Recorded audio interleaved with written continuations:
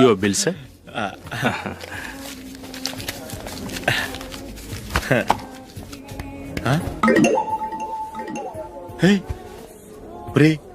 దొరికేసేవరా పరిస్థితి మర్చిపోయాను. అయ్య బాబాయ్ దెబ్బైపోయాను రా.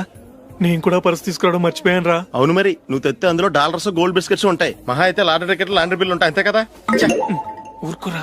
450 రూపాయలు బిల్లు అయింది. ఇప్పుడు ఏం చేయాలి? ఒరేయ్, అక్కడికి ఐడియా రా. ఉన్నానండి. నమస్తే సార్. సారీ సార్, ఆ రోజు జరిగింది మీరు ఇంకా మర్చిపోలేదు అనుకుంటాను. నేను తప్పు చేసి మిమ్మల్ని ఇరికించాను సార్. దానికి నేను చాలా ఫీల్ అవుతున్నాను సార్. సార్, ఆ రోజు నేను చేసిన తప్పుకి శిక్షగా ఈ రోజు మీ బిల్ నేను పే చేస్తాను సార్. నా బిల్లు పే చేయడానికి నువ్వెవడివి? అమ్ము, నీతో మాట్లాడితేనే డేంజర్. ఏంటి సార్ ఇది? తప్పులు చేయడం మానవ సహజం. తప్పు ఒప్పుకున్నప్పుడు మనసుని ఏ మనిషి అయినా క్షమించాలి సార్. నన్ను క్షమించండి సార్. మీ బిల్ నన్ను పే చేయనివ్వండి సార్, ప్లీజ్ సార్. వద్దు బాబు వద్దు. నేనే ముష్టోడు కాదు, నా దగ్గర డబ్బులున్నాయి. నా బిల్లు నేనే ఇచ్చుకుంటాను. ఒకవేళ డబ్బులు లేకపోతే ఇదే హోటల్లో పిండి రుబ్బుకుంటాను కానీ నీ దగ్గర మాత్రం పైసా తీసుకోను. వెళ్ళు వెళ్ళు.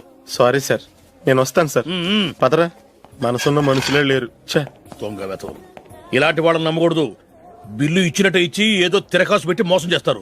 ఇలాంటి సమయంలోనే మనం చాలా తెలివిగా వ్యవహరించాలి, తెలిసిందా?